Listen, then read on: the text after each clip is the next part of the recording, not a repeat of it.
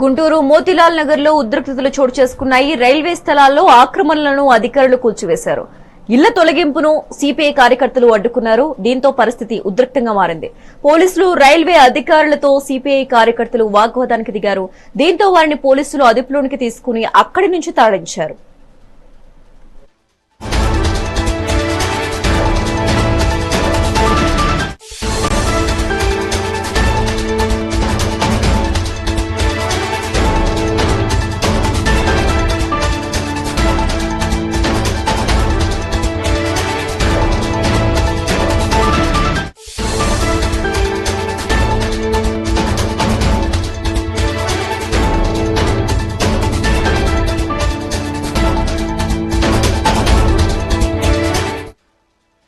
గుంటూరు మోతిలాల్ నగర్ లో ఉద్రిక్తతలు చోటు చేసుకున్నాయి. రైల్వే స్థలాల్లో ఆక్రమణలను అధికారులు కూల్చివేశారు. ఇళ్ల తొలగింపును సిపిఐ కార్యకర్తలు అడ్డుకున్నారు. దీంతో పరిస్థితి ఉద్రిక్తంగా మారింది. పోలీసులు రైల్వే అధికారులతో సిపిఐ కార్యకర్తలు వాగ్వాదానికి దిగారు. దీంతో వారిని పోలీసులు అదుపులోనికి తీసుకుని అక్కడి నుంచి తరలించారు.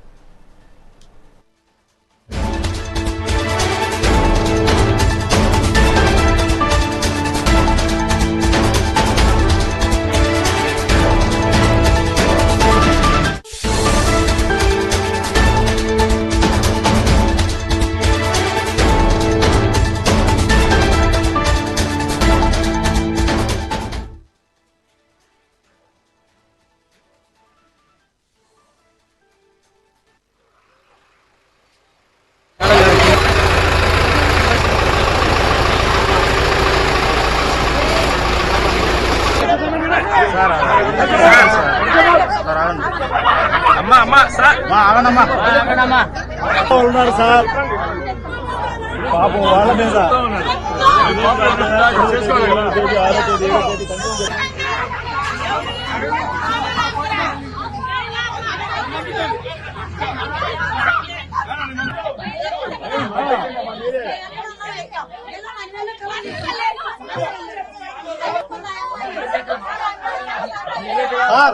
సార్ సిఐ గారు కలెక్టర్ గారితో మాట్లాడుతున్నారు సార్. 10 నిమిషాలు సార్, 10 నిమిషాలు కలెక్టర్ గారితో మాట్లాడుతున్నారు. 10 నిమిషాలు అంటే మీరు ఎంత పడకూడదండి.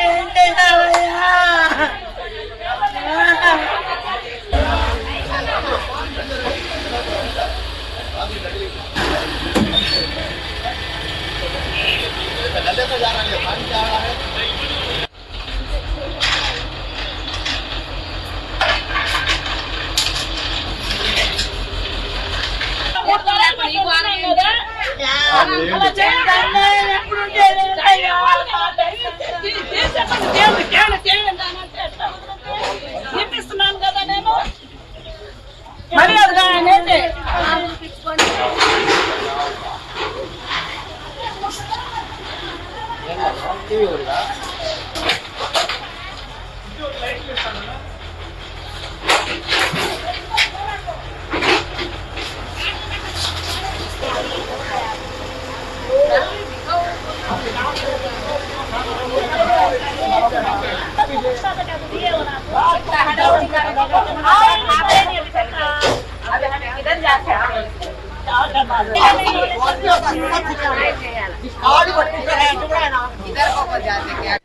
మాకు ఇచ్చాం చెబుతున్నాడు ఆయన. తెలిసిన ఆయన ఏమీ లేదన్నీ అబద్ధాలు చెబుతున్నాడు.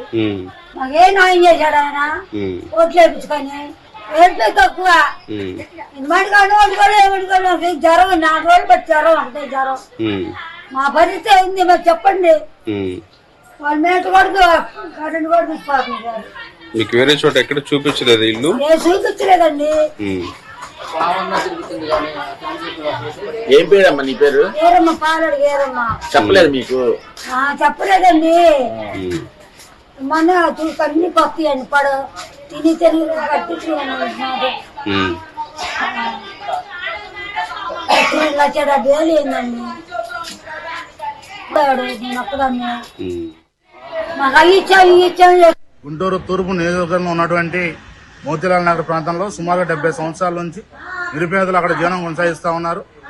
వాళ్ళు మాకు ప్రత్యామ్నాయం చూపించండి, ఇక్కడ నుంచి వెళ్ళిపోతామని చెప్పి చెప్తా ఉన్నా కూడా ఈ కూటమి ప్రభుత్వం గుంటూరు తూర్పు ఎమ్మెల్యే నజీర్ అహ్మద్ గారు తనకున్నటువంటి అధికార బలంతో ఒక 100-150 ఇళ్లను కూల్చేటువంటి ప్రయత్నంలో సుమారుగా 400-500 మంది పోలీసు వాళ్ళని అదేవిధంగా పొక్లేనర్లని అధికారులను మొత్తం కూడా ఉపయోగించి తన అధికార బలంతో కూల్చేశారు. ఈ రోజు ఆ కూల్చే ప్రయత్నంలో సిపిఐగా వాళ్ళకి ప్రత్యామ్నాయం చూపించండి అని చెప్పేసి అడిగేటువంటి క్రమంలో అత్యంత పాశవికంగా దాడి చేస్తూ అరెస్టు చేయడం జరిగింది. ఈ యొక్క అక్రమ అరెస్టుల్ని సిపిఐగా ఖండిస్తా ఉన్నాం. వారికి ప్రత్యామ్నాయం చూపించాలా, వాళ్ళకి ప్రత్యామ్నాయం చూపించేంత వరకు కూడా సిపిఐ పోరాటం చేస్తుందని చెప్పి తెలియజేస్తా ఉన్నాం.